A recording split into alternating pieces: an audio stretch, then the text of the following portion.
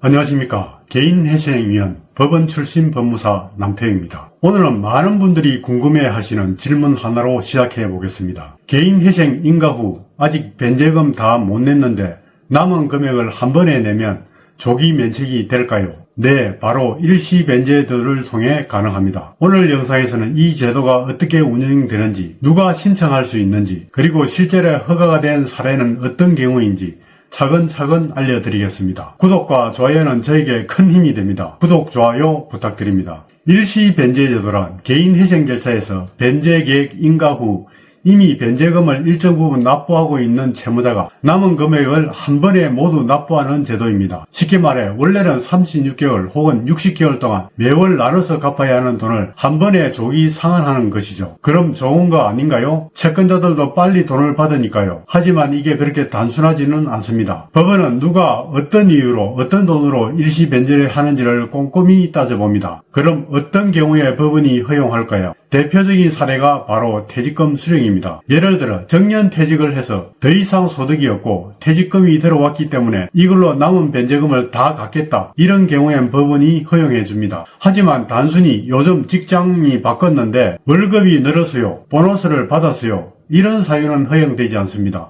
왜냐하면 소득 증가는 오히려 변제 계획을 수정해야 하는 사유이기 때문이다. 즉 더 많이 갚을 여력이 생긴 걸로 본다는 것이죠. 그럼 일시변제를 하려면 어떻게 해야 할까요? 채무자는 법원에 일시변제 신청서를 제출해야 합니다. 그 안에는 일시변제를 하게 된 사유, 변제 자금의 출처, 변제계획 수정안이 포함되어야 합니다. 특히 자금 출처 증명이 중요합니다. 부모님이 도와주셨다면 그에 따른 금융거래 내역, 입금증, 진술서 등이 필요하죠. 왜냐하면 법원은 이 돈이 채무자의 기존 재산이 아닌 가족이나 친인척의 지원금이어야 한다고 보기 때문입니다. 만약 본인 명의의 재산에서 나온 돈이라면 그건 이미 변제 재원으로 계산되어야 하는 금액이기 때문입니다. 실제 사례를 하나 소개해 드릴게요. 어떤 채무자는 30회차 변제 수행 중이었습니다.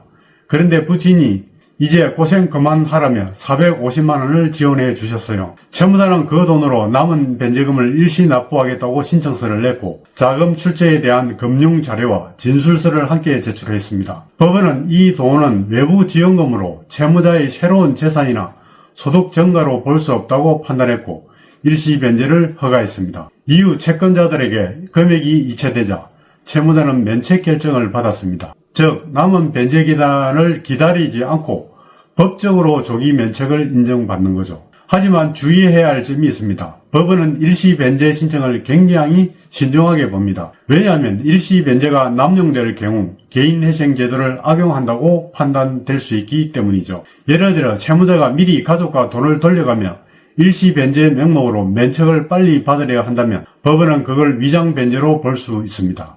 그래서 회생위원회의 의견, 채권자들의 동의, 그리고 자금 출처의 진정성이 철저히 검증됩니다. 결론적으로 일시 변제 제도는 분명히 조기 면책의 길이지만 그 문은 꽤 좁습니다.